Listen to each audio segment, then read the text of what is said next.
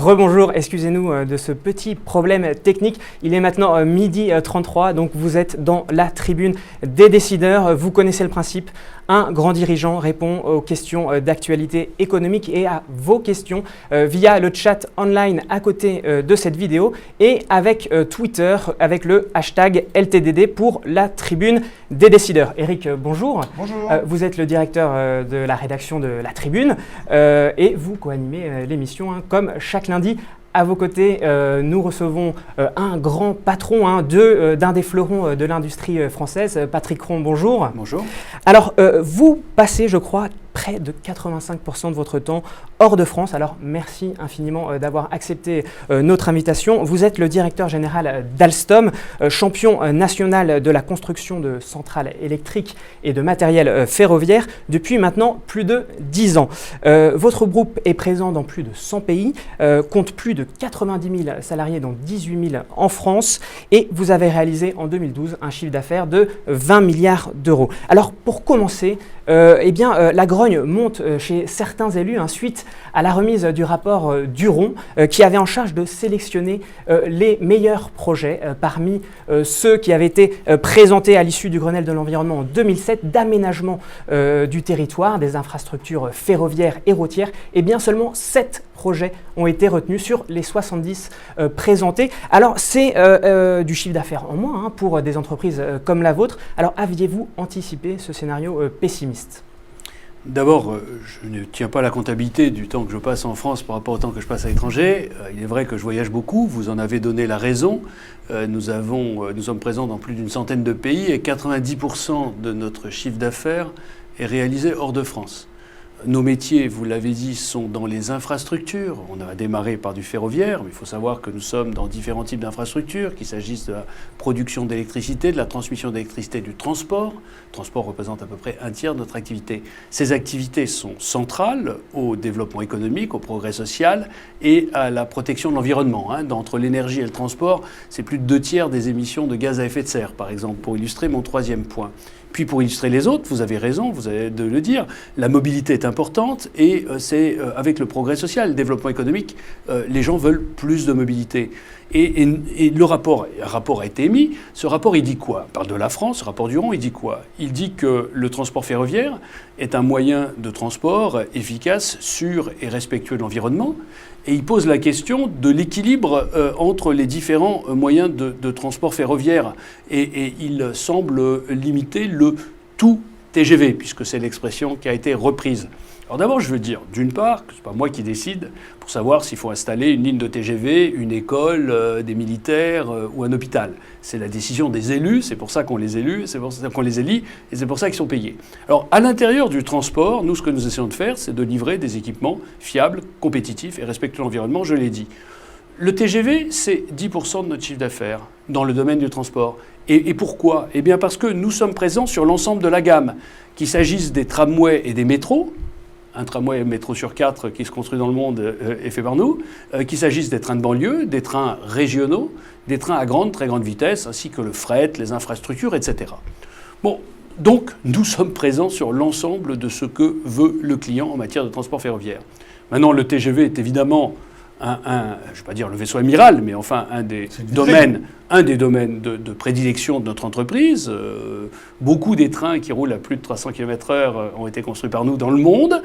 Bon, le choix qui est fait est celui de donner des priorités dans le temps à la construction d'un certain nombre de lignes. Eh bien, je vous assure que ces lignes, elles sont saturées, elles seront saturées, et qu'il y a un très bon moyen de répondre à cette saturation des lignes TGV, c'est d'utiliser des trains capacitifs, c'est-à-dire qui permettent de transporter beaucoup de passagers, et nos trains sont ceux qui permettent de transporter justement ce transport de masse. Au-delà de l'aspect strictement financier du rapport qu'on évoquait, il y a peut-être aussi une interrogation sur la grande vitesse en tant que telle, puisque ça fait plusieurs années, d'abord pour des problèmes de coûts, et puis peut-être même pour des problèmes d'intérêt. Est-ce que le fait que la France ralentisse, si j'ose dire, ce programme ne peut pas avoir un impact sur l'image et sur l'image de la grande vitesse au sens large du terme dans les autres pays qui sont, pour certains, aussi confrontés à des problèmes financiers ? Je crois qu'on n'a jamais construit autant de lignes que ce que l'on va construire dans les années qui viennent, y compris à après la mise en priorité qui vient d'être proposée par le rapport. Voyons d'ailleurs les conclusions lorsqu'elles interviendront.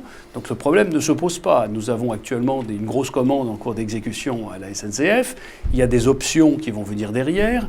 Nous avons des touches sur un certain nombre de pays. Non, la grande vitesse est un moyen de transport compétitif et qui concurrence de plus en plus l'avion. Est-ce qu'il y a beaucoup de gens qui aujourd'hui font Paris-Bruxelles en avion? Est-ce que demain, il y en aura beaucoup qui feront Paris-Londres? On verra. Donc c'est évidemment un moyen efficace. Maintenant qu'on dise, c'est cher les infrastructures. Pour rouler à 350 km/h, il faut des infrastructures chères.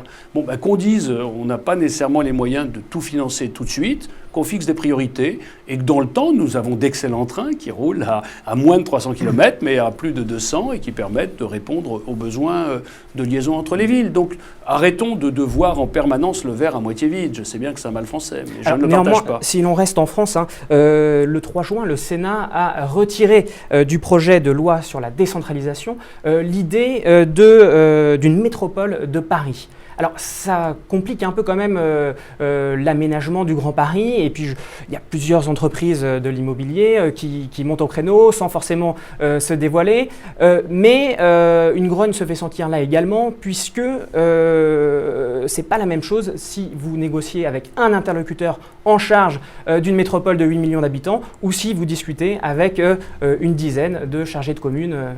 Peu importe le flacon, pourvu qu'on ait l'ivresse, disait l'autre. En ce qui nous concerne, je constate qu'il y a la volonté politique non remise en cause de créer au sein du Grand Paris un moyen de transport moderne et efficace avec des métros automatiques, domaine dans lequel nous avons des compétences reconnues. Et donc il y aura, avec ce Grand Paris, et on verra le calendrier, les modalités, etc., de très grandes opportunités. Mais encore une fois, arrêtons d'être négatifs sur tout. Je vais vous donner un exemple. Qui est un exemple qui dépasse la France, pardon, mais comme je viens de le dire, enfin, de 9 € sur 10 que nous facturons à nos clients et réalisateurs de France. Nous avons eu en Europe, l'année dernière, en 2012, l'une de nos meilleures années. Meilleure année malgré la conjoncture économique, malgré le fait que l'argent public est beaucoup moins disponible que ce que l'on souhaiterait, donc ce qui a conduit chacun des décideurs politiques à réduire les budgets par rapport à ce qui aurait été. Mais je n'en sais rien. Mais je note que malgré cet environnement économique défavorable, nous avons pris plus de 5 milliards de commandes dans le transport en Europe, qui est un chiffre dont je ne me souviens pas, en tout cas sur les 10 années où j'ai eu le privilège d'être président d'Alstom, je ne l'ai pas encore vu. Ça veut dire quoi? Ça veut dire que malgré la crise, bien sûr qu'il n'y avait pas la crise, il y aurait eu mieux. Malgré l'absence d'argent public aussi largement disponible qu'on le souhaite, eh bien, il y a quand même besoin de transporter les gens dans les villes, entre les villes, et que nous avons gagné beaucoup de projets. Alors, je rebondis quand même sur une question d'un internaute, Rebecca, qui demande que vous inspirent les projets du Grand Paris. Vous avez plus ou moins répondu. Mais ça nous crée de nombreuses opportunités. Voilà, comment allez-vous en tirer le meilleur parti, justement? Écoutez, comme toujours, ce qu'on essaye, c'est de bénéficier des références que l'on peut obtenir en France, qui est notre marché national et notre marché de référence, pour nous prévaloir de cette expérience et réussir à l'exportation. Donc nous avons les lignes de produits qui conviennent et on va essayer d'en convaincre nos clients. À propos de transport, je rebondis sur une question d'intégrateur 2000, c'est un pseudo assez original. Certes. Il parle de transport, des transports que vous avez bien connus. Pourquoi ne voulez-vous pas reprendre les chantiers STX en Europe? Vous savez, c'est des anciens chantiers de l'Atlantique, puisqu'il précise, un bateau ou un paquebot, c'est une centrale électrique avec des équipements que vous êtes capable d'intégrer. Donc vous êtes capable de faire du clé en main. Bien sûr, et puis on pourrait également reprendre Airbus, Boeing... Non, Airbus et Boeing n'ont pas de problun à ma connaissance. Donc mais là, la question, c'est on me dit pourquoi ne pas reprendre... Parce que vous pensez que... Non, mais je me fais le porte-parole. Votre internaute pense que le seul fait d'avoir un problème justifie qu'on l'achète. Vous avez un savoir-faire historique. Non, mais je répète que encore une fois, les avions, les fusées, les bateaux, tout ceci intègre des compétences que l'on a en matière de thermodynamique. Non, nous avons une gamme de produits qui me paraît suffisamment vaste. À l'époque, nous étions les propriétaires des chantiers de l'Atlantique. Nous l'avons vendu parce qu'il fallait donner une dimension européenne à cette activité que nous n'avons pas pu la donner nous-mêmes parce que nous avons été amenés à nous fixer des priorités. Et donc, il est hors de question que nous rachetions ce chantier. Alors, j'ajoute néanmoins que ce n'est pas parce que nous ne sommes pas propriétaires et ne seront jamais des chantiers de l'Atlantique que nous ne collaborons pas avec les chantiers de l'Atlantique. Au contraire, vous savez que nous avons récemment gagné, ou vous ne savez pas, je vous l'indique, que nous avons récemment gagné un appel d'offres sur l'offshore. Alors c'est exactement, j'allais vous relancer là-dessus. Sur l'éolien offshore. Est-ce qu'il n'y a pas justement des synergies? Tout à fait. Justement rebondir là-dessus. Et nous avons des coopérations avec les chantiers de l'Atlantique sur tout ce qui pourrait être dans le domaine des plateformes. Tout à fait. Ce n'est pas parce qu'on n'est pas propriétaire que nous ne collaborons pas. Parce qu'une des grosses difficultés effectivement de l'éolien offshore, c'est tout ce qui effectivement touche à la corrosion de l'eau, à effectivement comment aller accéder aux plateformes par des bateaux en temps de tempête peut-être. Et bien cela, effectivement, les chantiers STX peuvent être une solution. Je suis pas sûr que les bateaux pour accéder aux plateformes soient des paquebots de 4000 personnes. Néanmoins, nous avons dans le domaine de la connaissance, il y a des acteurs qui ont la connaissance du milieu marin que nous n'avons pas nous-mêmes. Ça peut être les chantiers de l'Atlantique, ça peut être Technip, ça peut être d'autres acteurs dans le domaine du parapétrolier. Et il est clair que par rapport à ce nouveau métier qui est celui de l'éolien offshore, nous aurons à collaborer. Nous nous spécialisons sur ce que nous pensons savoir faire, c'est-à-dire toute la partie électromécanique, les turbines, les alternateurs, les liaisons au réseau avec notre activité grid qui fait de la transmission d'électricité. On en reparlera plus tard, effectivement. Avec plaisir. Mais voyez, donc nous concentrons dessus, mais il faudra aller au-delà, et bien entendu, ces équipements sont installés sur des plateformes, et ceux qui fabriquent des plateformes sont des partenaires naturels de sociétés comme nous. Derrière la question sur les chantiers navals, on peut peut-être rebondir pour élargir un tout petit peu le sujet. On peut aussi s'interroger sur le fait, est-ce qu'on peut encore avoir en France un chantier naval de cette importance performant? Alors ça, je ne sais pas répondre à cette question spécifiquement, mais ce que l'on peut, c'est créer des emplois en France, puisque nous en donnons l'exemple, puisque dans le cadre de l'appel d'offres que nous avons gagné, et donc qui conduira à l'équipement de 3 fermes éoliennes offshore en France, nous allons construire... Sur les sites de Fécamp, Saint-Nazaire... Nous allons construire à Cherbourg et à Saint-Nazaire 4 usines pour différentes opérations d'intégration de fabrication de ces équipements. Et ça fait 1000 emplois directs, vous l'avez dit, et s'y ajouteront plusieurs milliers, 4000, puisque quand on crée un emploi, il y a 3 ou 4 effets indirects, 4000 emplois indirects. Ces investissements en France, Patrick Cron, est-ce que ça fait longtemps qu'on n'a pas fait. Ça fait très longtemps, je crois une dizaine d'années, mais est-ce que finalement ils ne sont possible uniquement parce que vous développez un international? Et je rebondis sur une question justement de Sébastien Patoche. L'international est-il un objectif, une réalité, une obligation? Voilà, effectivement, est-ce que c'est... Déjà, c'est une réalité. C'est une réalité. Déjà, c'est une réalité. Je viens de le dire. 90% de nos ventes sont réalisées à l'international. Donc ça, c'est une première chose. On ne peut pas, dans nos métiers, si l'on veut avoir ce qu'on appelle la taille critique, c'est-à-dire les moyens suffisants pour faire la recherche-développement, développer les innovations, les nouveaux produits. Nous dépensons 750 millions d'euros chaque année en recherche-développement. C'est fantastique, c'est très élevé. Donc on a besoin d'une taille critique. Et cette taille critique nous est offerte par des marchés mondiaux. Est-ce que présent sur ces marchés mondiaux veut dire qu'il faut renoncer à la base nationale? Je laisse les internautes juger, mais en ce qui concerne Alstom, nous avons, vous l'avez dit au début, 20% de nos effectifs qui sont en France, 18 000 personnes. Ces 18 000 personnes travaillent pour moitié à l'exportation. Un salarié sur 2 d'Alstom travaille à l'exportation.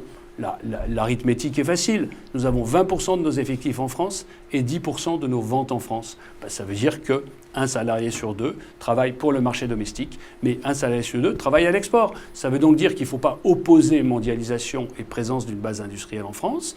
Et il faut évidemment vivre avec l'idée que les marchés doivent être ouverts. La fermeture des frontières serait un désastre pour nous. Un petit mot sur l'international. On profite de votre présence puisque vous voyagez beaucoup. On sent depuis plusieurs mois, notamment en Chine et dans un certain nombre d'autres BRICS, des modifications, des changements, je dirais pas de changement de modèle. Est-ce que vous croyez véritablement qu'on est à un moment où ces modèles changent? Et est-ce que ça peut avoir un impact sur les entreprises comme la vôtre, en Chine clairement, dans les pays d'Amérique du Sud aussi? Quel est votre diagnostic aujourd'hui? Ce qu'on voit, c'est que la situation se durcit sur un certain nombre de marchés, et fondamentalement parce que la taille du gâteau à répartir est plus limitée. Aujourd'hui, on vit dans un monde à 2 vitesses. Dans les pays industrialisés, l'économie reste très peu soutenu et les acteurs économiques ont une attitude attentiste. Et dans les pays émergents, il y a un certain ralentissement, même si le taux de croissance est sensiblement supérieur, évidemment, à ce qu'on peut voir en Europe ou aux États-Unis. Face à ça, il y a un raidissement des acteurs. Chacun essaye de garder le maximum de la part du gâteau pour lui. Je crois qu'il faut lutter contre cette tendance, et ça, c'est aux hommes politiques de le faire. Et autant je suis hostile à tout ce qui pourrait tenir de la fermeture des frontières, autant je pense qu'il faut que les règles internationales assurent la réciprocité des échanges. C'est-à-dire pas de problème à être en concurrence avec les concurrents venant d'un pays donné sur le marché européen, à condition que les acteurs européens du dit marché peuvent se livrer à la concurrence dans les pays en question. Vous soulevez un point intéressant, justement, quand on va à l'étranger, c'est effectivement aujourd'hui une obligation et une réalité, mais ça n'est pas sans risque, et notamment dans des domaines comme le vôtre, il y a la question des transferts de technologie, et même, on peut parler presque de pillage technologique, je crois que c'est la grande peur des industriels. Alors, notamment, Alstom, au début, était assez frileux à investir en Chine et à effectuer des transferts, ce qui n'était pas le cas de vos concurrents, comme Siemens ou Bombardier. Aujourd'hui, est-ce que vous regrettez peut-être d'être parti un peu plus tard, parce que maintenant, la Chine, c'est le premier marché mondial de l'industrie ferroviaire, et est-ce que Alstom, finalement, est du coup moins bien placé que ses concurrents ? Oui, je ne sais pas si on peut être qualifié d'être frileux ou d'être parti trop tard. En Inde, par exemple, nous sommes présents depuis un peu plus de 100 ans, 150, donc on ne peut pas considérer qu'on est parti hier matin. En Chine et au Brésil, c'est nettement moins bon, puisque cela fait seulement 50 ans qu'on est industriellement présent dans le pays, c'est-à-dire bien avant un grand nombre de nos concurrents. Comme ce n'est pas moi qui l'a fait, je peux m'en prévaloir de manière d'autant plus détendue. Non, pas du tout exact que nous sommes ni frileux ni tardifs. Nous savons, pour reprendre des exemples, 8000 personnes en Inde, nous avons 10 000 personnes en Chine, nous avons 22 joint ventures en Chine. Non, pas du tout. Le problème... L'Afrique du Sud est un gros marché aussi. L'Afrique du Sud est également un gros marché sur lequel on est présent depuis longtemps et sur lequel il y a des gros contrats actuellement en cours de négociation. Nous avons installé en Afrique du Sud 80% des turbines qui permettent d'alimenter le pays en électricité. Et nous avons actuellement des négociations de plusieurs milliards portant sur des trains, sur le Vous aviez déjà gagné un appel d'offres l'année dernière. Nous avons actuellement une très grosse, probablement le plus grand appel d'offres qui a été lancé par le gouvernement ou les entreprises publiques sud-africaines. Prasa, et donc, Prasa, nous avons été retenus. Donc la négociation est longue puisqu'il s'agit de contrats complexes et à enjeux considérables. Non, donc nous sommes présents dans ces pays. Il faut faire attention évidemment à la manière dont vous gérez votre technologie. Moi, je ne redoute pas de pillage. Nos partenaires chinois souhaitent effectivement accéder à nos technologies. Et à nous de décider si l'on est confortable ou si l'on est à l'aise avec un transfert, auquel cas on le fait en essayant d'en définir le contour le plus intelligemment possible. Et puis si on estime que tel n'est pas l'intérêt de l'entreprise, on ne le fait pas. Donc il n'y a pas de frilosité, il n'y a pas de principe, il y a une approche pragmatique. Lorsque nous estimons que l'intérêt de l'entreprise est d'avancer, nous le faisons. Nous avons en Russie pris une participation et établi des partenariats avec le principal acteur du ferroviaire russe qui s'appelle Transmash Holding, et cette coopération qui date d'il y a quelques années, puisque là en Russie on est arrivé assez tardivement, oui. Mais on a rattrapé le temps par ces partenariats et que ça nous permet d'avancer très bien. Dans un pays de ce type, si vous voulez, il y a une chose qu'il faut être clair, c'est que dans des pays comme la Chine, la Russie, l'Inde, le Brésil, on ne peut pas participer de manière significative si l'on n'est pas présent localement. Et pour être présent localement, il faut soit ouvrir des usines, c'est par exemple ce qu'on a fait en Chine dans le domaine de l'hydraulique par exemple, soit établir des partenariats avec des acteurs locaux, et c'est ce qu'on fait dans plein d'endroits. Banibel demande « Bonjour, qui est votre pire concurrent ?» Oh, les concurrents, je n'en fais pas le hit parade de l'horreur. Nous sommes sur des milieux qui sont très concurrentiels, avec deux grands types de concurrents, des concurrents traditionnels comme Siemens, que vous avez mentionné, General Electric, Bombardier et d'autres. La liste est japonaise, la liste est assez significative. Et puis des concurrents plus récents qui viennent des pays émergents et qui ont bénéficié au cours de ces 20 dernières années de la montée en puissance très rapide de leur marché domestique. Donc rassurez-vous, il y a de la concurrence. On peut revenir un petit peu en France. Trottinette vous demande, ne regrettez-vous pas le bon vieux temps de Sarko? En d'autres termes, moins brutal, brutalement. Il ne vous a pas échappé qu'il y a eu un débat entre le nouveau pouvoir et le monde des entreprises. Est-ce que ça vous semble aujourd'hui stabilisé, apaisé, générateur d'un avenir prometteur? Vous reconnaîtraient assez volontiers que je vais être réticent à entrer dans des débats individuels concernant... Je vous laisse... Je l'imagine parfaitement. Non, la question est très simple. Nous avons une base industrielle française significative, je l'ai dit, 20%. Un salarié sur deux de nos effectifs, un salarié sur deux à l'intérieur de cette base française travaille à l'exportation. Donc il est pour nous très important que la Maison France soit compétitive. Et tout ce qu'on pourra faire pour aller vers le sens de l'amélioration de la compétitivité me paraît aller dans le bon sens. Le Premier ministre... ministre... Et ce n'est pas M. Sarko, M. X, M. Y. Mais revenons effectivement à l'actualité chaude. Jean-Marc Ayrault, la semaine dernière, est revenu 8 mois après défendre, il est monté au créneau pour défendre les mesures du pacte de compétitivité, notamment le CICE, le crédit d'impôt compétitivité emploi, garantissant que, affirmant plutôt que ça l'avait bénéficié d'ores et déjà aux marges des entreprises. Alors, est-ce que la marge d'Alstom, effectivement, est meilleure grâce au CICE, Patrick Cron? Je pense que la première année d'exercice, c'est l'exercice en cours, donc on verra. Je veux simplement dire faire 2-3 remarques de bon sens. La première, c'est que je trouve de bon aloi que l'on accepte le débat sur la compétitivité. Je vous rappelle qu'il n'y a pas si longtemps, on disait non, il n'y a pas de problème de compétitivité coût. Tiens, il y en a un. Deuxièmement, renvoyer de l'argent vers les entreprises pour améliorer leur compétitivité et baisser leurs charges me paraît aller dans le bon sens. C'est dommage que ça fasse suite à un matraquage fiscal qui date pas d'hier, qui est intervenu au cours de ces quelques dernières années de toute première importance. Le troisième, c'est que la technicalité de l'opération me paraît bénéficier à d'autres au moins aussi largement qu'à nous, puisque vous savez qu'il s'agit d'une mesure un peu compliquée, puisqu'il y a un crédit d'impôt qui est lié aux charges sociales, qui en gros est lié aux emplois, mais qu'il y a une limite parmi ceux de nos salariés qui peuvent en bénéficier, c'est ceux qui ont moins de 2,5 fois le SMIC. Oui. Il se trouve que chez Alstom, il y a plus d'ingénieurs que d'ouvriers, et qu'à ce titre, évidemment, nous en avons un effet très insuffisant. Et c'est dommage, parce que le rapport Gallois avait fait mention du fait que ce qui était important, c'est de faire monter en gamme l'industrie française, en comparant à certains de nos confrères allemands. C'est peut-être le choix. Donc l'outil, il va dans le bon sens, il est un peu compliqué et pas totalement ciblé sur les entreprises qui sont au cœur de la concurrence internationale. Alors, c'est peut-être le choix de favoriser le développement des PME, qui ont du coup des salaires moindres. On recevait la semaine dernière Olivier Duhat, un président de Croissance Plus, et qui justement disait que c'est dans les PME que se joue l'avenir. Alors, vous êtes l'incarnation de l'élite à la française traditionnelle. Vous êtes diplômé de Polytechnique, des mines, les fameux X-Mines. Vous avez passé 5 ans au ministère de l'Industrie, puis 15 ans chez Péchinet, 5 ans chez Imerys, et vous êtes maintenant depuis 10 ans chez Alstom. C'est un peu l'archétype de l'élite française héritée de l'ère napoléonienne. Pourquoi le fait d'avoir passé 25 ans dans l'industrie m'interdit de diriger une entreprise? Non, mais je veux dire, par là, voilà vraiment l'héritage de Polytechnique et ce passage dans les grandes industries. Aujourd'hui, peut-être que ça passe par les PME. Et est-ce que finalement, je le dis avec des pincettes, mais est-ce que finalement la France ne se meurt pas quelque part de ne pas oser tuer Napoléon et de libérer ses énergies individuelles?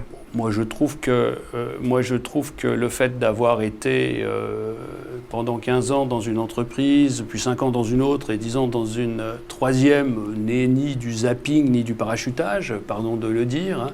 Moi, j'ai commencé chez Péchinet comme ingénieur de fond dans une mine, puis directeur d'usine. Donc, j'ai effectivement gradué. Ce n'est pas du tout le type de parachutage qu'on pourrait imaginer de je ne sais quelle tête couronnée. Donc, je dirais, là-dessus, je balaye l'image d'Épinal et je passe à la deuxième élément de la question. Je pense qu'il y a une erreur magistrale que d'aucuns pourraient caractériser de connerie fondamentale, si l'on parle de manière moins élégante, qui consiste à opposer les grands groupes et les PMI. C'est une absurdité funeste. Lorsque Alstom gagne un contrat pour fabriquer des trains significatifs, disons 1 milliard d'euros, ça arrive de temps en temps quand on a un peu de chance, eh bien on va faire travailler Il faut savoir qu'Alstom achète 60% de tout ce qu'on vend et qu'on achète très largement auprès des PMI. Donc dans le cas que je viens de citer, nous allons faire travailler plusieurs centaines de PME. Lorsque nous avons des contrats à l'exportation, notre première préoccupation, pas par philanthropie, mais par réalisme industriel, c'est d'entraîner nos partenaires, qui sont pour certaines des PMI, là où nous sommes, parce que nous avons besoin d'elles. Donc vous voyez, opposer les grands groupes et les PMI est une erreur. S'il n'y a plus de grands groupes, les PMI vont avoir de vrais problèmes. Sur ce sujet, reconnaissez quand même qu'il y a en France, en tout cas c'est quasiment de notoriété publique, un problème relationnel entre les grands groupes et les PMI. Si tout le monde se réfère à l'exemple allemand, où les grands groupes passent des contrats à long terme avec leurs fournisseurs, et qu'en France, les relations sont quand même soit à tout le moins tendues, quelquefois très difficiles. Donc est-ce que ça vous semble évoluer? C'est-à-dire qu'il y a une prise de conscience à la fois des grands groupes et des PME, PMI aujourd'hui? Je dirais, il y a peut-être un problème culturel, je ne veux pas entrer dans ce débat, mais en ce qui concerne des entreprises comme nous-mêmes, d'autres secteurs industriels, nous sommes sur le long terme. Nos contrats mettent plusieurs années à être exécutés. Il est extrêmement dangereux de... Vous savez, une grande partie des problèmes d'exécution que nous rencontrons, c'est lorsqu'il y a des problèmes dans la chaîne d'approvisionnement, pas simplement des problèmes chez nous. On a ce qu'il faut, mais on essaie de les traiter. Et donc, on a un intérêt objectif à ce qu'il y ait à nos côtés des PMI performantes, réactives, et compétitive. Et donc, je crois qu'il ne faut absolument pas opposer. Donc, il y a peut-être des améliorations à faire. Il y a peut-être... Nous participons à toute une série d'initiatives, le pacte PME, etc. Encore une fois, c'est à la fois par une approche citoyenne, mais également pour des raisons évidentes de business. Alors, il y a un créneau qui manque un peu, c'est vrai, lorsqu'on compare la France et l'Allemagne, c'est les entreprises de taille intermédiaire, les fameuses ETI. Mais je ne suis pas certain que ça résulte uniquement, si vous me pardonnez de me défausser, ça résulte uniquement de la politique des grands groupes. Au contraire, nous, on adorerait être entouré d'ETI. Mais il y a des problèmes de fiscalité sur les successions, il y a des tas de sujets qui sont des conditions dans lesquelles on les développe dans les finances. Il y a plein de sujets. Juste rebondir quand même sur la question de Pierre qui faisait état d'un problème d'image. Est-ce que ça ne vous a quand même pas troublé le fait que le mouvement des pigeons, au-delà du problème qu'il soulevait, a quand même fait beaucoup plus beaucoup plus d'activisme, a eu beaucoup plus d'écho que les entreprises traditionnelles depuis 20 ans. D'une certaine façon, est-ce que ce n'est pas à l'image justement de ce problème un peu ringard ou un peu vieillot d'une partie des grandes entreprises françaises qui ont soit une mauvaise image, soit ont des patrons trop bien payés. Donc on voit bien là qu'il y a quand même... Les deux sont pas incompatibles. On peut avoir une mauvaise image et des patrons bien payés. On pourra y venir si vous le souhaitez. Non, mais vous voyez bien qu'il y a une sorte de décalage. C'est quand même intéressant. En 3 mois, vous avez ce mouvement qui a fait peut-être plus pour dynamiser une logique entrepreneuriale en France que des grands groupes pendant 5 ans. Les pigeons ont probablement plus attiré l'attention que le CAC 40, non, mais je parle des institutions, le MEDEF, Croissance Plus, en ça, qui ont quand même beaucoup de mal à véhiculer un message qui lui aussi est très traditionnel. Je vous répète, je pense que la France a besoin d'avoir des grandes entreprises performantes et qui gagnent des marchés, et que ces entreprises ne seront performantes et gagneront des marchés que si elles s'inscrivent dans une chaîne. Je suis le garant du temps, on arrive juste une petite question d'actualité aussi sur PSA, parce que quand même c'est l'actualité, vous êtes bien placé pour parler de ce genre de sujet, puisque Alstom a connu des difficultés en son temps, et qui a eu quand même un soutien de l'État à l'époque. Que Philippe Varin est un bon ami. Que Philippe Varin est probablement un très bon avis. Puisqu'on parlait de l'école technique, nous étions à l'école ensemble. Mais je ne vous donne pas de solution évidente pour PSA, parce qu'effectivement, elles sont très difficiles à trouver. Mais qu'est-ce que ça vous inspire en ce moment? On est quand même dans un moment où il y a un débat industriel, il y a un débat financier, et il y a un débat quasi politique sur ce que doit faire l'État face à PSA. Écoutez, moi je pense que première chose, c'est que ce n'est pas une bonne solution que d'insulter les dirigeants d'entreprises qui se battent pour leur survie. Ça a été le cas de Philippe Varin lorsqu'il a rejoint PSA il y a un moment. La situation est difficile, je l'ai connu en 2003 et je lui souhaite un plein courage et succès. Après, l'intervention de l'État chez Alstom, c'était circonstanciel, c'était transitoire, ça a marché. Il ne faut pas non plus répéter systématiquement à situations différentes, à recettes différentes. Moi, je n'ai pas d'éléments me permettant de juger.